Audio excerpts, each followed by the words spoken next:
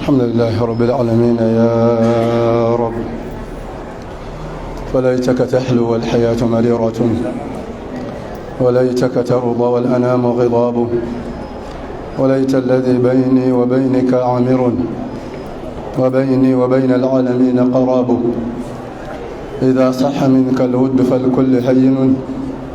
وكل فوق التراب تراب. ثم أصلي وأسلم على البشير النذير الذي شرح الله له صدره ورفع الله له ذكره، وضع الله عنه الوزر، وجعل الصغار والذل على من خالف أمره.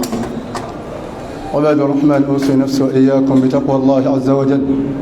وراقبوه مراقبة من يعلم أن الله يسمعه ويراه،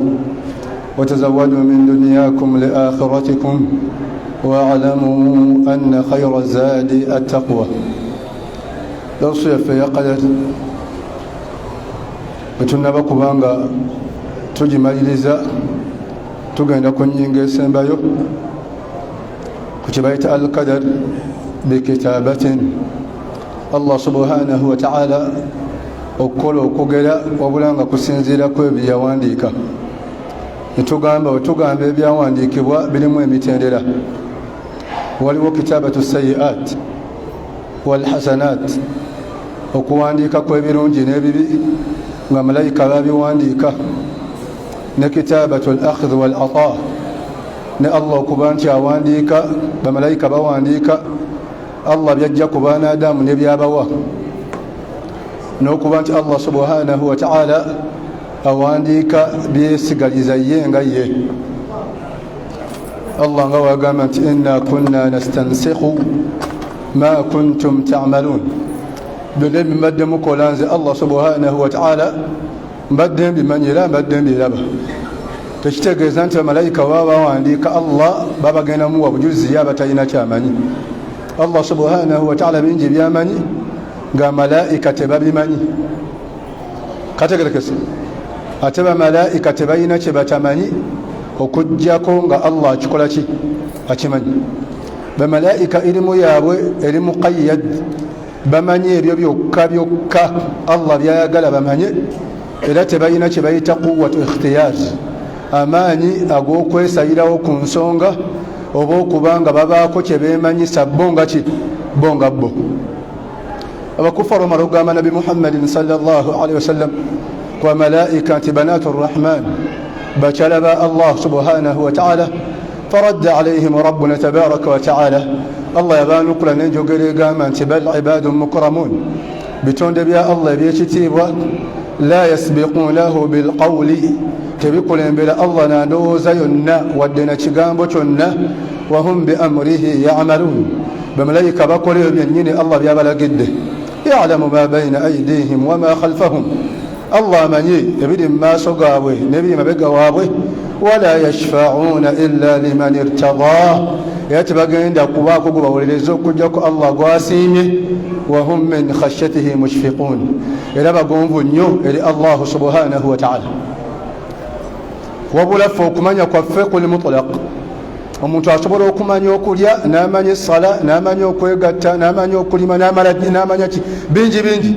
wamala tabaako kyamanya okujjako Allah kyamumanyisizza mu mbeera zonna. Ekirala teri mwanadamu kyayinza kukola mu ndowooza wadde kyayinza pulaaninga mu bulamu bwe nga Allah subhanahu wa ta'ala takimanyi. Olw'etteeka erigamba nti wala yuhituuna bishay'in illa min ilmihi, tewakiyinza kubeerawo okujja nga kiri mu kumanya kwe. Wala yuhituuna bishay'in min ilmihi illa bima shaa, tewakiyinza kubeerawo okujja nga kiri mu kumanya kwe ate Allah ng'amaze kyagala. Kyomwadamu tayinza kuba na pulaani yonna nga nnene nnyo nga Allah tagimanyi, era tayinza kuba na pulaani nga ntono nnyo nnyo nnyo nnyo nnyo era nga Allah tagimanyi. Olw'ensonga Allah subhanahu wa ta'ala twekiyinza kugwa ku mwanadamu wadde kiri mu afukaari ze, mu ndowooza ze, wadde mu buli kimu kyonna okujja nga kiri inda ilmihi, kunywa kiri mu kumanya kwe. Sheikh Salih Fawzan kyeyagamba nti wujudu shay, okubeerawo kw'ekintu kyonna bimashiatihi wa iradatihi, kibeerawo lwa kwagala kwa Allah subhanahu wa ta'ala nakuba nti ye Allah akyagadde. Wal ma'dum, ate okubanga ekintu tekiriiwo yakiriwo bimashiatihi, nakwagala kwa Allah subhanahu wa ta'ala tikyo tekiriwo Allah yagadde kyereme kubeerawo wa bi iradatihi era bwati wabasaze wala yusal ate Allah subhanahu wa ta'ala tabuuzibwa lima almawjud mawjud lwaki ekiriwo weekiri wa lima almadum madum ate lwaki ekitaliwo era tekiriwo kubanga la radda lihukumi teri ayinza kuzzaayo kulamula kwe wala mubaddila lihukumi teri ayinza kukyusa kulamula kwe wala radda liqadaihi teri ayinza kuzzaayo kusalawo kwe wa amma almakhluqat naye ate ebitonde ffe Allah subhanahu wa yatonda obaako kyoyagala okukola oyina gweweebuuzaako oyina kuwa amagezi mutula meeting nga yambaga mutula meeting nga yaki olw'ensonga mulaba nga temwemala Allah subhanahu wa ta'ala okubalaga kye bayita alqadar bikitabatin Allah okuba nti yagera mu kuwandiika ng'agamba nti wama tasqutu min waraqatin illa ya'lamuha teri kakoola kagenda kuva ku muti okuggyako ng'akamanyi wala habbatin fi dhulumati al-ard wadde empeke ng'eri mu kizikiza ky'ettaka wala atubin wala yabisin wadde empeke nga tegenda kumera yakuvundira mu ttaka wadde yakkala illa fi kitaabe okuggyako nga Allah yakiwandiika dde kyebaita alqadar bilkitaabe kati newajja masala Allah okuwandiika kulimu emitendera waliwo okuwandiika nga kukolebwa malaika wona obuwandiike nga buli ku lawhi mahfuz n'okuwandiika Allah ko yeesigaliza ye nga ye antum ma'iya tura وتقال له المحفوظ لحديث نبي محمد صلى الله عليه وسلم حديث صحيح صريح الله سبحانه وتعالى لما خلق القلم أمر كبان تياتون الكلام قال له اكتب الله جوانديك يجيغان بوانديك قال الكلم وما أكتب الكلام يقام الله سبحانه وتعالى أنفانديكتي ناجي قامت اكتب وانديك ما هو كائن إلى يوم القيامة بالنبي نابي له فقل نقر قيامة فجرى به القلم الكلام نبي وانديك إليه بيقوى ولو يبيا وانديك بانغا بيقوى إلى تكلام تجابي وانديك يشرك حديث نبي محمد صلى الله عليه وسلم قامت رفعت الأقلام الكلام زاستره وجفت السحف نويننا كليلة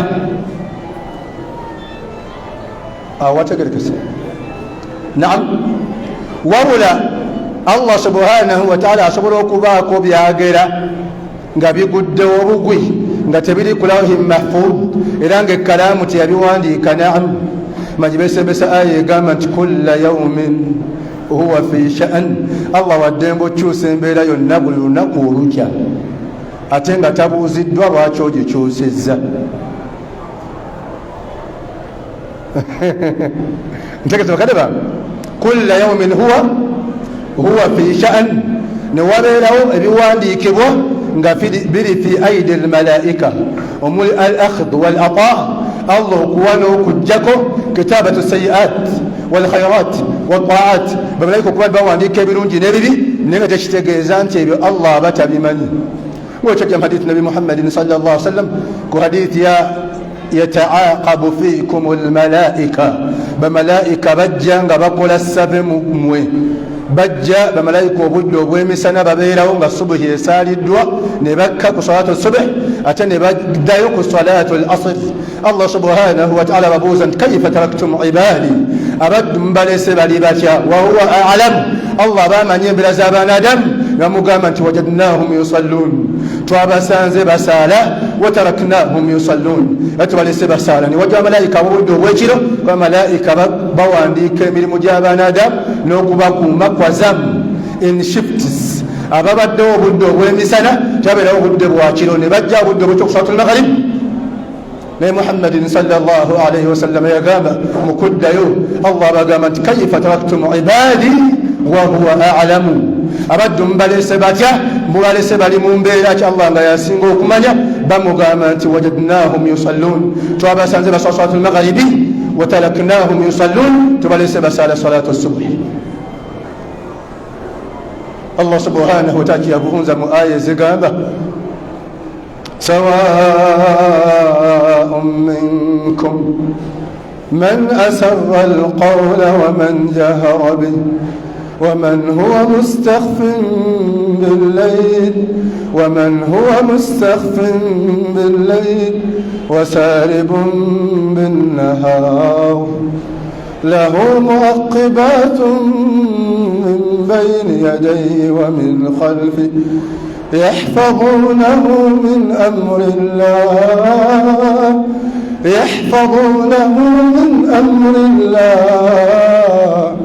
إن الله لا يغير ما بقوم حتى يغيروا ما بأنفسهم لهم معقبات كما ملائكة بكما بنادم إما بغاني ما سو بولي تشمو كولا تشونا شيخ صالح الفوزان ليتا ملائكة بيت بحفظه بملائكة بحفظه bali mu emitendera kwati bamalayika oba malayika abayingira mu mubiri gw'omwana adamu munda mwennyini munda nga bayingira bamalayika yadkhuluna fi jismi bani adam dakhilan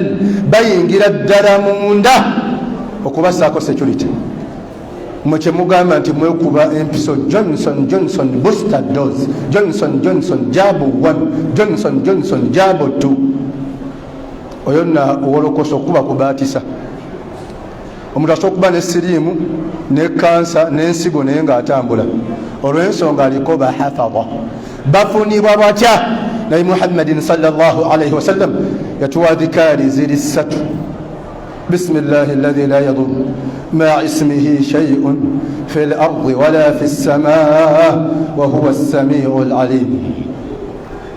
أعوذ بكلمات الله التامات من شر ما خلق ذكري له اللهم أنت ربي لا إله إلا أنت خلقتني وأنا عبدك وأنا على أهدك ووعدك ما استطعت أبوء لك بنعمتك التي أنعمت علي وأبوء بذنبي فاغفر لي فإنه لا يغفر الذنوب إلا أنت nibamukebelanga mu vundu yenna naye ng'agamba nze neewulira ndi bulungi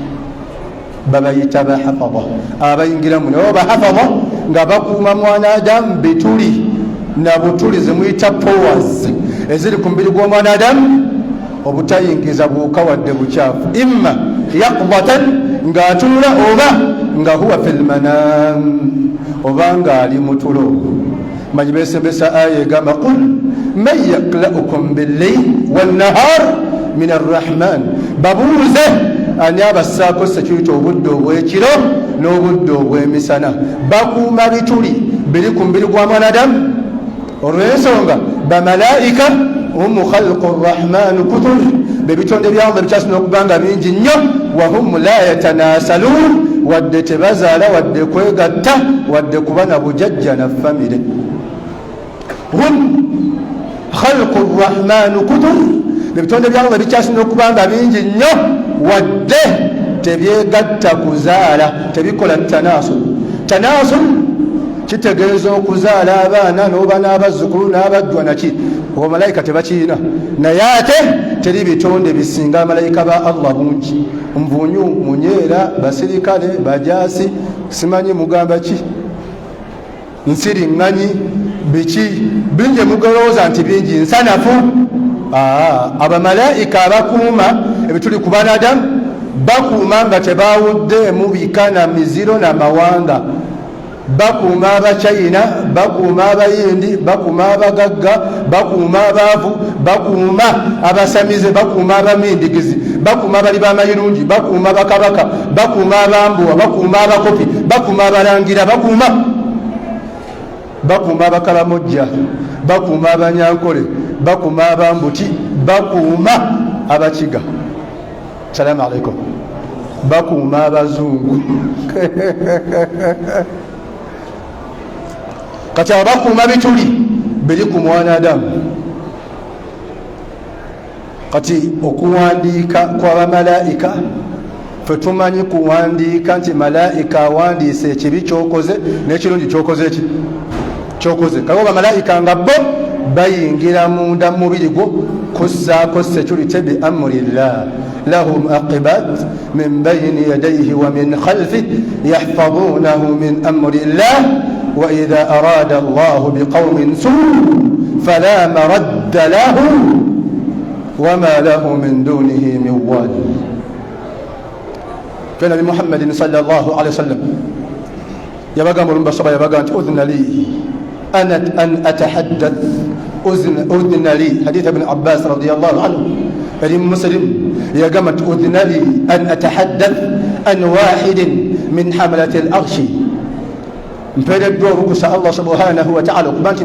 banyumi zako kuomu kubastuda arshi Allah subhanahu wa ta'ala. udhna li an atahaddath an wahidatin min hamalat al-arsh mpere doro kusa lumu okubanga njogera ko kuomu kukabejjala malaika isdi arshi Allah subhanahu wa ta'ala ajeti sen nabagandi ma bayna katfihi wa udhni wakati wekibegabe gache n'okutuuka distance okuva ku kutu paka ku kibegabega oba okuva ku kibegabega paka ku kutu, yani mwanga huko baina ya bega lako na sikio, eli ebbanga eriri wakati ku nsingo okuva ku kibegabega paka ku kutu. Yagamba kama baina al-mashriq wal-maghrib, wenkananga ulabe mashriq ne maghrib. أذن لي أن أتحدث عن واحدة من حملة الأرش ما بين كتفه وأذنه كما بين المشرق والمغرب.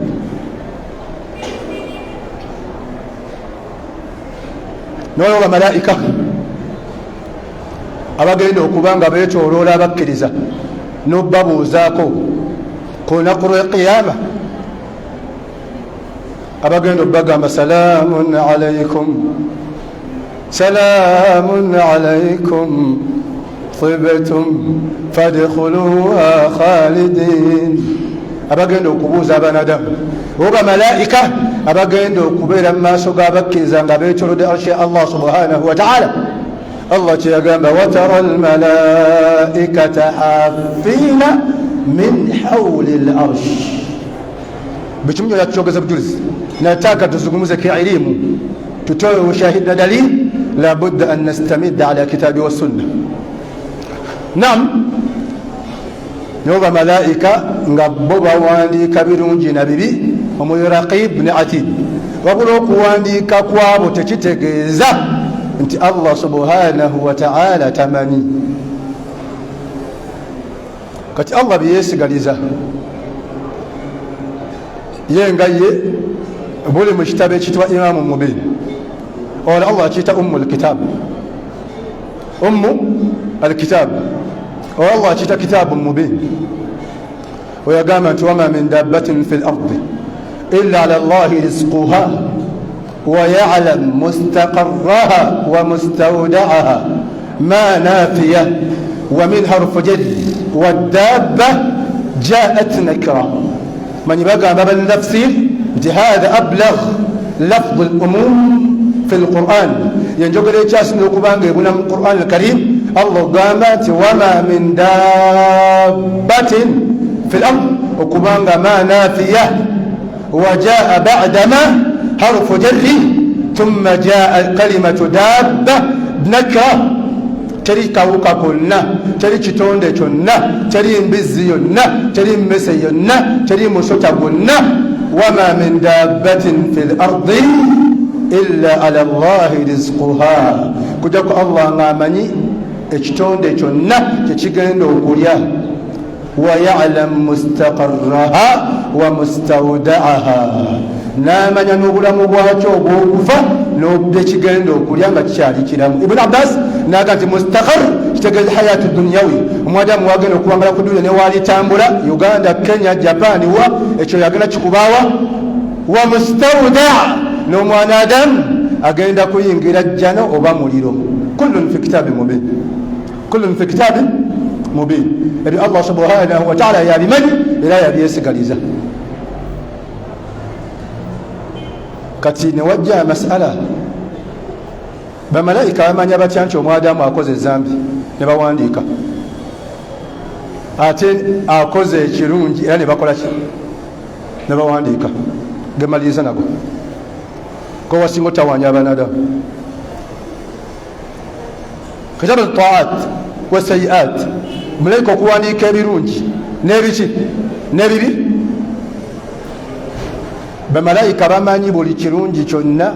omwadamu kyakola nga kirungi. ilimu allah gibakolaki yagibawo, era nga ilimu eyo allah yagissa mutima gw'omwana adamu. nabi muhammadin sallallahu alaihi wasallam mu hadithi eri sahih sheikh agireta mu 40 an-nawawi bambuuza nti ma huwa albir, ma huwa albir wama albir ya rasulallah, ekirungi kyeki? n'abagamba nti matma'ananta bihi fi qalbik, matma'ananta bihi fi qalbik. abdulfatah kyotebenkedde nakyo muki? kubanga allah subhanahu wa ta'ala yatonda omwana adamu nga mutima abyawula, wadde ku mumwa ayinza obikyusa mu njogera y'okunyeenyenywa buugi n'awundirira. malbiri ekirungi kyekiriwa? yabagamba matma'ananta bihi qalbak, ekyo mumutima gwo kyotebenkedde nakyo nga oba okikoze you feel contented. namugamba nti wamal ithim, ate ekibi kyekiriwa? n'abagamba ma haka fi qalbik, kyekireeta omutima gw'okuyuugayuuga n'okweraliikirira. era sayiat walhasanat, ebirungi n'ebibi abadamu babimanyi olwa ilmu eritabii, olw'okumanya okw'obutonde allah subhanahu wa ta'ala kwe yakasuka, kwe yakadafa, kwe yakasuka mu mitima gy'abaki gy'abanadamu. hatta nekituuka n'ekiseera idha jaa alkhatib amamak, singa khatibu ajja mu maaso go wano wabada yatakallam wayakhutub, yatandika okuba nti ayogera ma yatanaqab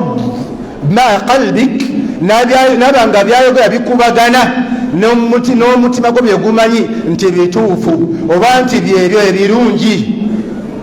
mutima gwo tatahayya, wekanga watastaghrib, nowewuunya onashtuka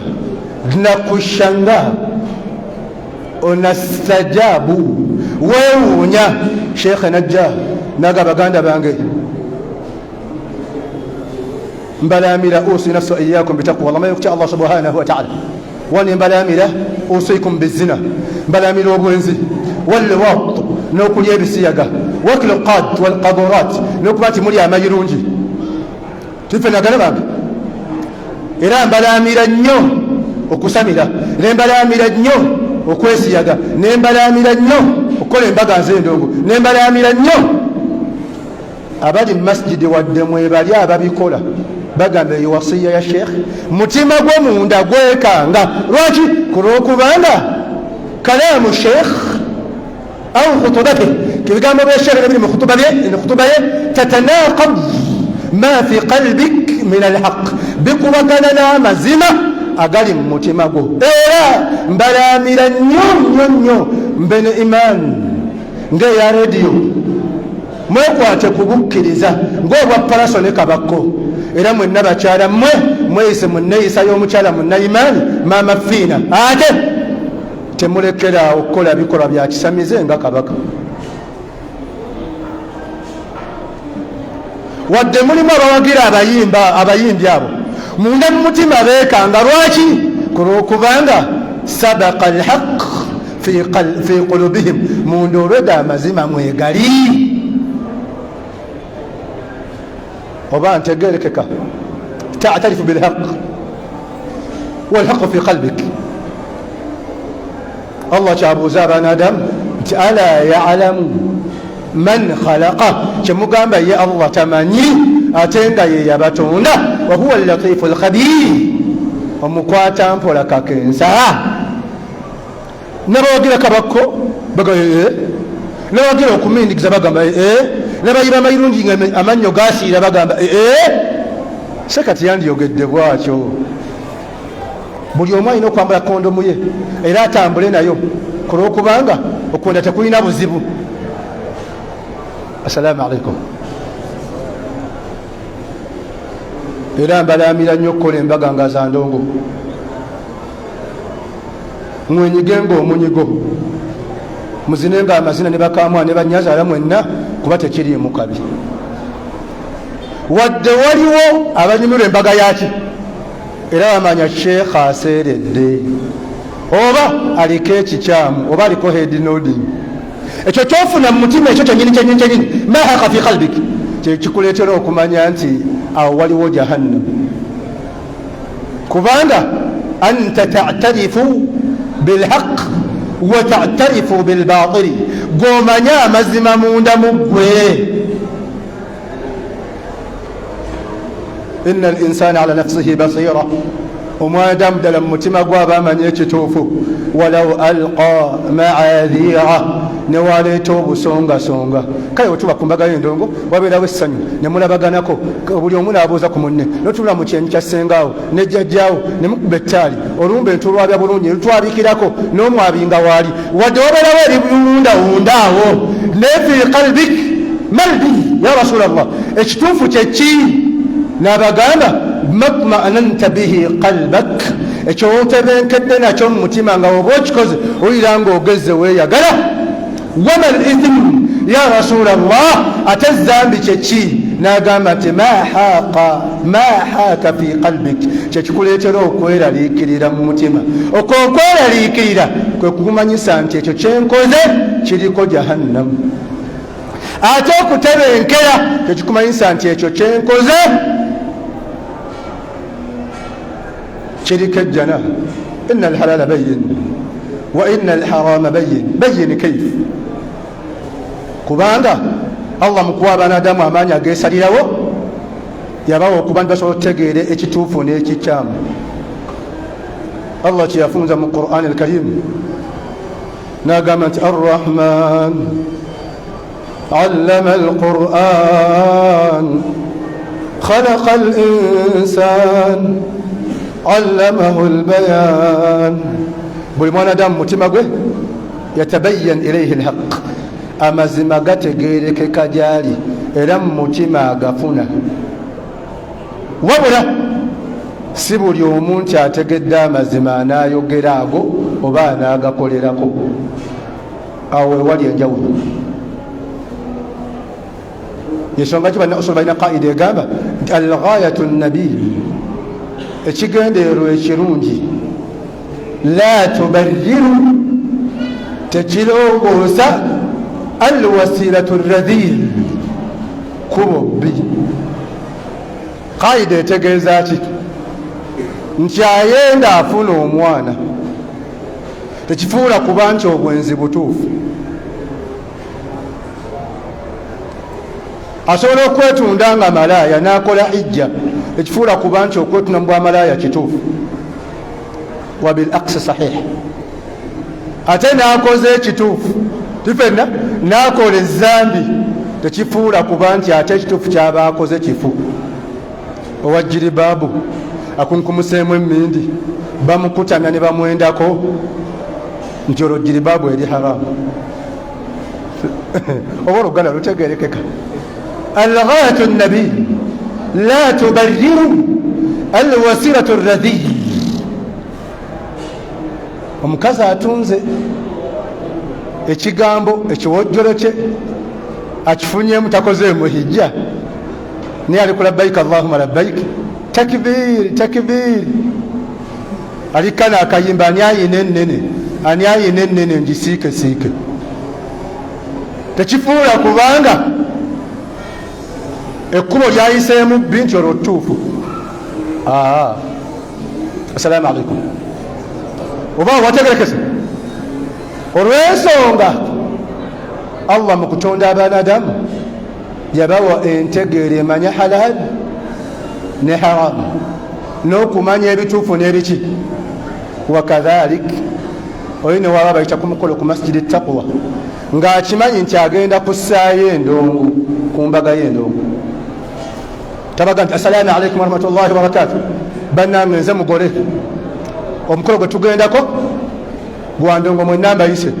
ajjajje neffe tuli bakadanke tugenda kuba obuyimba obulikani ayina ennene omuziki mpeke ajjajja atajja kolaki tojja tasobola kyogera masjidi olw'ensonga yatarifu bilhaq amazima agakola ki mumala tuukayo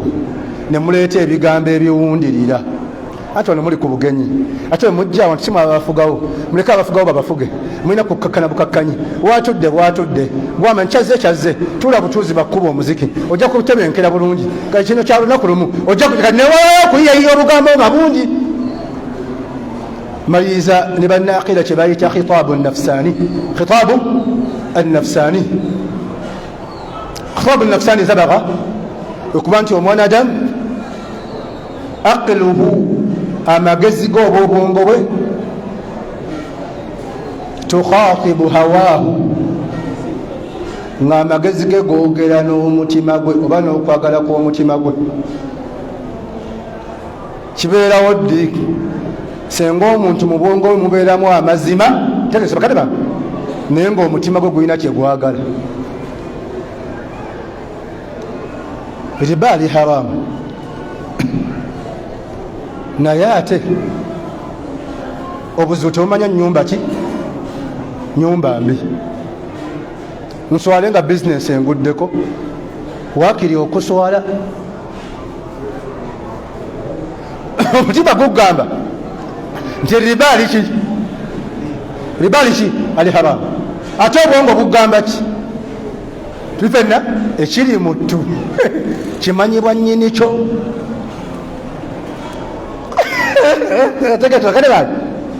owange riba ali haramu naam naye obwongo bugamba ki akazza obunaku kemanya wano hawaka kwagala kw'omutima gwo nebiri byomatira tufenna bikubagana n'obwongo n'otandika okuba nga wewa solution newa reason nobanga olaba ng'olinga ali patabs naye akasukali ayina taba mutiitiizi kambasibe kakayumba ak'obukadde 10 bampe 2 ekiba fi dakhilik wa fi samimi qalbik kiba munda mu mutima gwo nga n'abakimanyi oba gwe na allahu kati shaitani yonna eweerezaayo ku bwongo ne ku mutima twati allah mukogera ku riba yagamba nti inna alladhina yakuluna riba la yaqumuna illa kama yaqumu alladhi yatakhabbathu ash-shaytanu min al-mas oba okyasiba akapapula wenyini wokawandiikira ekibimba oli haji toyagala kusituka gendayo kulaba nti okasiba oyita wa booda olwedde ejjinni liba likuli ku mutwe mulayini mwennyini bagambye oyo omukazi muka musajja nogamba nkitegedde muka musajja oyitawo kagero kyawo babba mu kifulukwa tufenna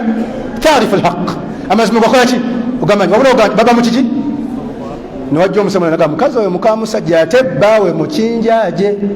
eva ejjambiyayo ebeerako obwogi bali nogamba kanumbe na roho olunge na roho yani kwagala kwa mutima gwo الله تيجان أم نجعل الذين آمنوا وعملوا الصالحات كالمفسدون في الأرض أم نجعل المتقين كالفجار كالمفسدين في الأرض تفولا بكرزا ngabononyi ku nsi mulaba kijja Allah babuuza am naj'al almuttaqina kalfujjar oba bati Allah tubafuule nga abasamize temante muli benkanya era tasobola keba na bid'a kizibole okujala nti assalamu alaykum wa rahmatullahi wa barakatuh bane munda banza nza akutira abantu osala ebirevu era mbalamira nnyo omuntu okuba nti asala ettama lye ne libanga kabina ka mwana muto era eyo da'wa ngikola nnyo tasobola nze gwe mulaba mundaba nze mwabiwa nnyimbe olumbe ndufulumya n'endwabya tasobola kubanga malbir ekirungi kyeki makuma ananta bihi qalbak omutima gwe kitebenkedde nakyo muki mutima wamal ithim ate ekikyamu kyeki ma haaka fi qalbik, kyekikuleetera okweraliikirira mu mutima. Okwo okweraliikirira amanyi kyebagamba kwe kuleetera tiiki ku jahannam, ate kuli okutebenkera kwe kuleetera tiiki ku kuyingira ejjana ya Allahu subhanahu wa ta'ala. Allah mu kubifunza yagamba jannatu adnin yadkhulunaha yuhallawna fiha min asawira min dhahabin wa lu'lu'a wa libasuhum fiha harir وقالوا الحمد لله الذي أذهب عنا الحزن إن ربنا لغفور شكور الذي أحلنا دار المقامة من فضله لا يمسنا فيها نصب ولا يمسنا فيها لغوب والذين كفروا لهم نار جهنم لا يقضى عليهم فيموتوا ولا يخفف عنهم من عذابها كذلك نجزي كل كفور وهم يسترخون فيها ربنا أخرجنا نعمل صالحا. Tibajja kuba bakimanyi tibali bakola biki bikyamu, bagambe Allah tuzze tukole ebituufu. Ghayra alladhi kunna na'mal, singiri bye tubadde tukola. Allah agenda baddamu ekigambo nti awalam nu'ammirukum ma yatadhakkar fihi man tadhakkar wa ja'akum an-nadhir fadhuqu fama lidh-dhalimina min nasir. Ebbanga lyowanga tuwamanya nti olumbe lufu, nti emmindi nfu, nti okwetunda kufu, nti ebisyaga bifu. فذوقوا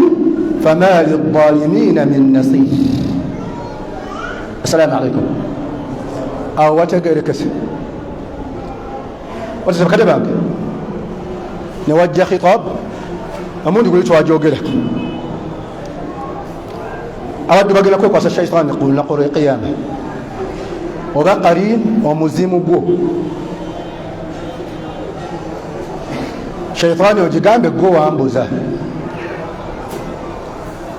قال قرينه ربنا ما أطغيته ولكن كان في ضلال بعيد.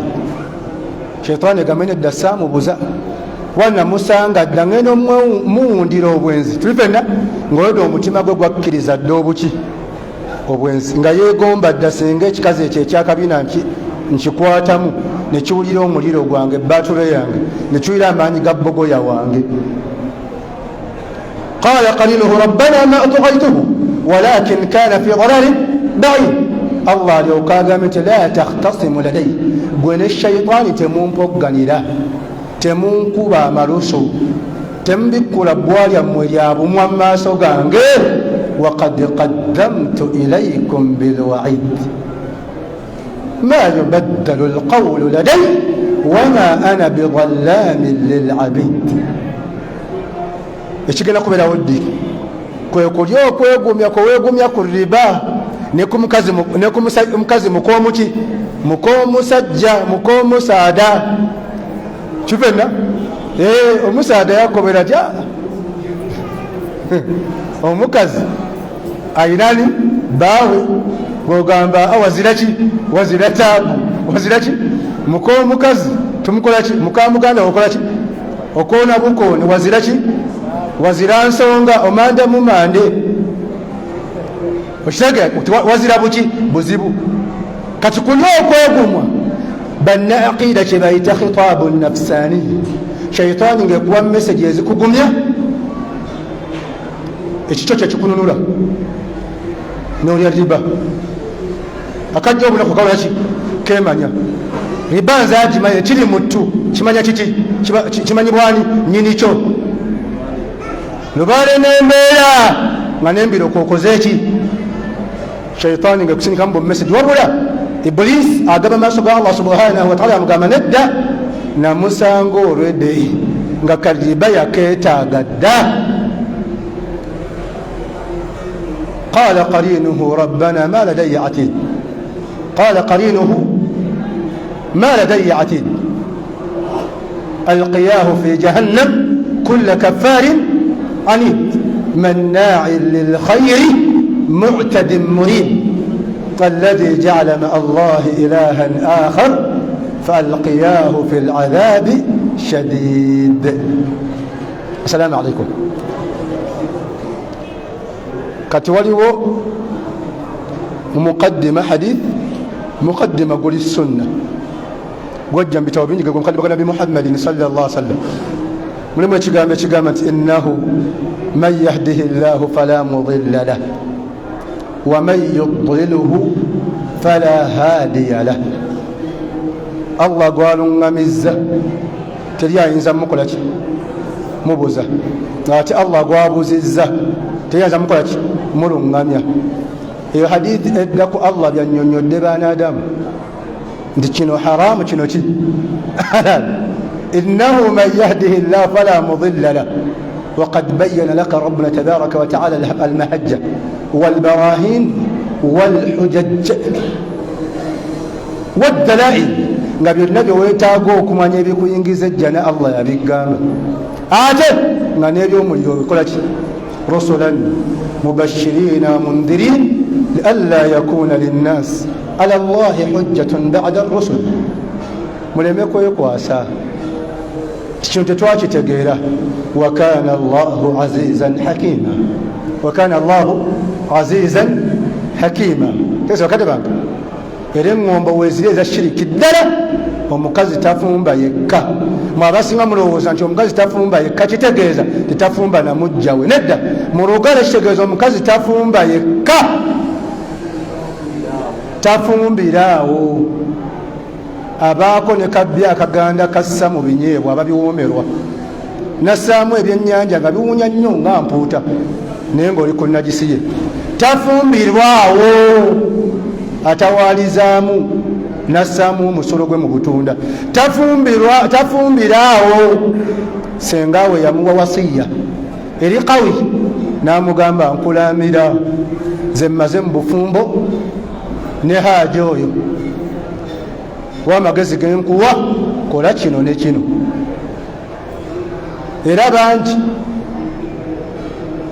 wama yuminu billahi tewali abasinga okukkiriza Allah subhanahu wa ta'ala abamu abaga nti bakkiriza Allah subhanahu wa ta'ala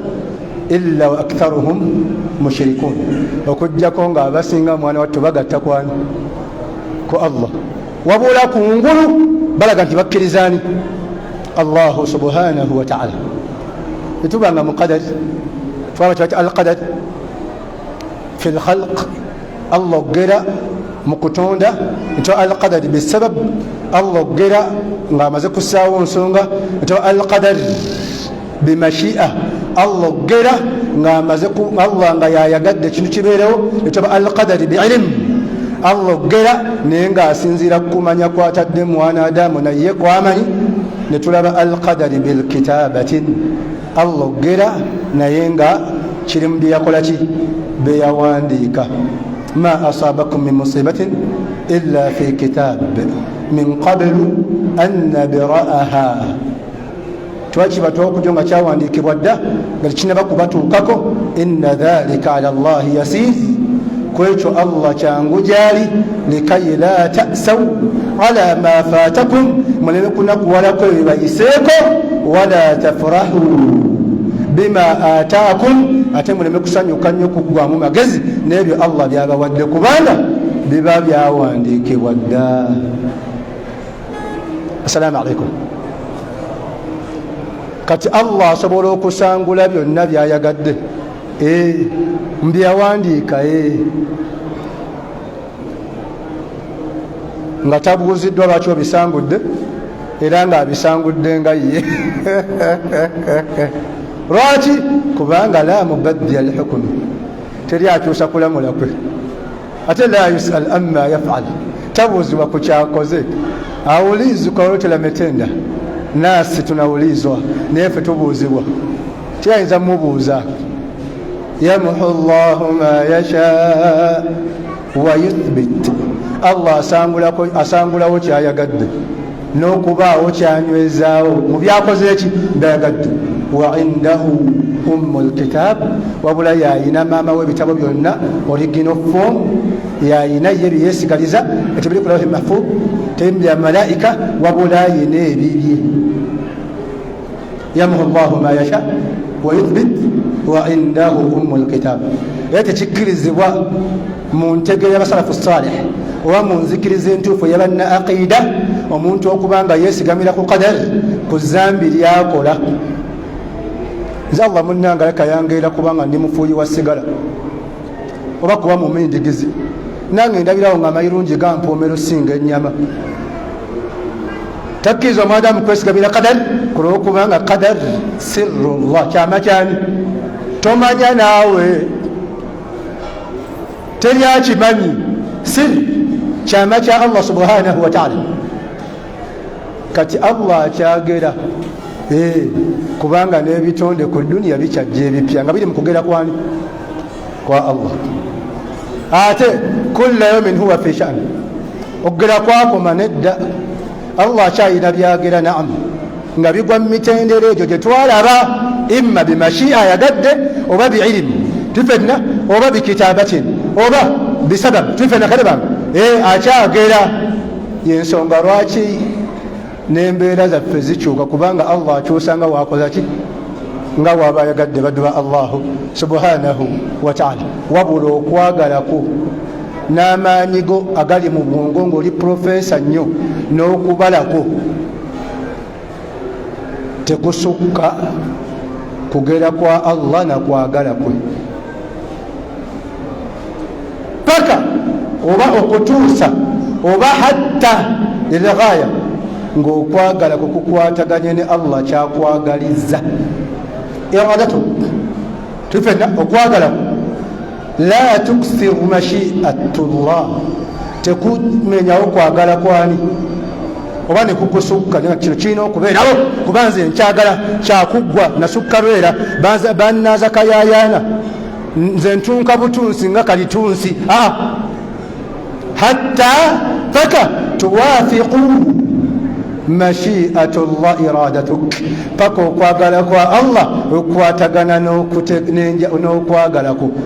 Wa ala hadha alhal, ku mbeera eyo tahsul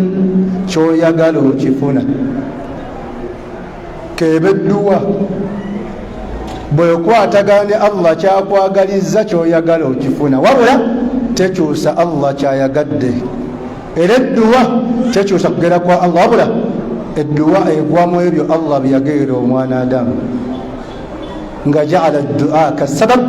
nga yakuwa edduwa nga nsonga. Omusaba n'akuwa kyeyakola kiyagerera, wabula nga mu nsonga y'okuba nti okifuna olina kusaba. Naye Muhammadin sallallahu alaihi wasallam kyegamba sahaba ridwanullahi alaihim naffe abantu ba umma ye n'abagamba nti ud'u rabbakum kulla shay, saba omulezi wo Allah buli kimu kyonna kyonna kyonna kyonna. Yagamba hatta shaz'u na'lihi idha nqata, ne kaba kaguwaka ngatto nga ke kakutuse.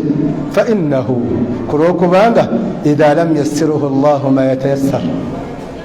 Allah watakwanguyiza oyinza obutakazza mu ngatto. Ne wabeerawo okwesigamirwa okwenjawulo abantu kwe bakola. Nasoma nnyo nina kuba mugagga, nkola nnyo nina kuba muki mugagga, ndi bwenti nedda ndi mulangira. Obulangira waawano nga buzibu, oba mulangira naye ng'otunda nseenene, era nga bakubbulamu kabaka Ssuuna naye nga owetikka ndibota, oba otunda nseenene, oba otunda bwerega bw'abakazi, oba otambuza masiki ntegerekese, oba ng'olina kayumbako ka bumindimindi bwa 15 abantu babugulagula. Kakati byonna biri mu ntegeera yaffe, tulina bizza eryani? Eri Allah subhanahu wa ta'ala. Abeewaana amaanyi, abeewaana ssente. Mutekimanyi nti omwadamu ebbanga lyamala nga alina obuvunaanyizibwa bungi, era n'edduniya kwe kumukama. Inna aradna al-amanata ala as-samawati wal ard ala as-samai wal ard fabayna an yahmilnaha wa ashfaqna minha wa hamalaha al-insan. Allah tika obuvunaanyizibwa obwa buli kimu kyonna, bimera, nsolo, mbwa, mmese, biki byonna tulinawo n'abazirunda abalunda envunyu za ssente abalunda biki buli kimu kyonna faabaina an yahmilnaha wa ashfaqna minha naye nga tetujja kusobola babuuza omwana adamu nagaba mpe innahu kana dhaluman jahula era omuntu abeerawo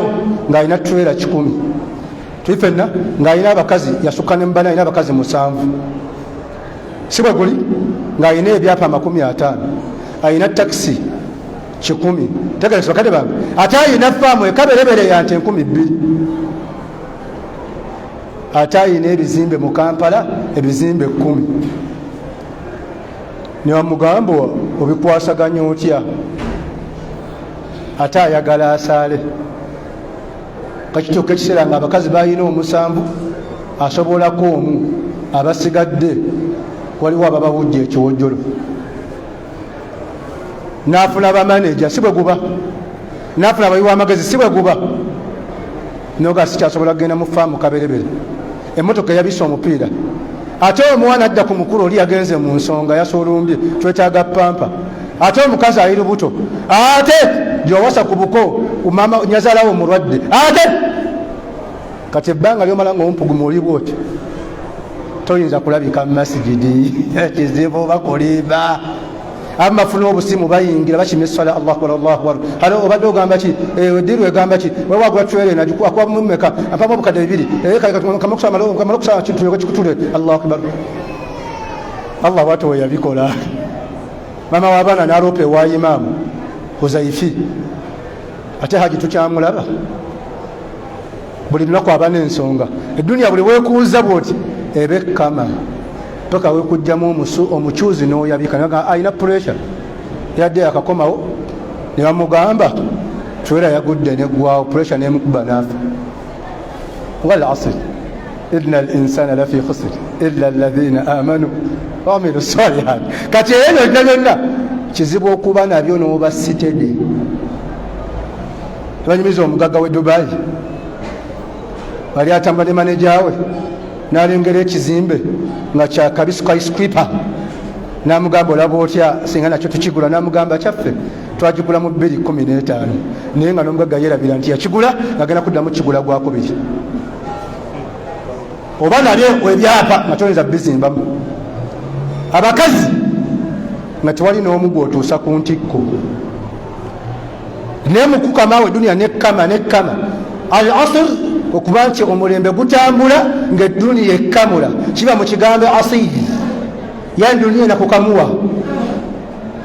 tulifenna wemala okukamula edduniya nekkamula bulungi nnyo n'ogwamu kajjoyisi neekuta n'ofa kyekyokako allah muqur'an kalimu kyeyakuba ng'akubye ku gye bayita ensiri ba'uda n'edduniya ensiri فأما الذين آمنوا فيقولون فأما الذين كفروا فيقولون ماذا أراد الله بهذا مثلا وأما الذين آمنوا وأما الذين كفروا فيعلمون أنه الحق من ربهم الكفار بقى وأما الذين كفروا يقولون ماذا أراد الله بهذا مثلا وأما الذين آمنوا فيعلمون أنه الحق من ربهم يضل به كثير ويهدي به كثير من تفسير ابن كثير يقول الله يقبل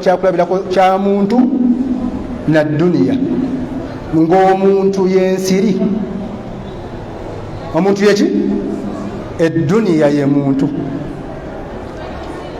ensi yebbanga lyemala nga tennayonka nnyo bantu bangi ebannamwe banamaanyi agabuuka naye kasitekkuta omuntu nakkuta edduniya naba nga agiyonse nyo olubuto ne lugejja ne lubikka obwereere nayako kubanga siza kumukumu amasimu mangi akwate nakwata neeno ensiri bwekkuta efa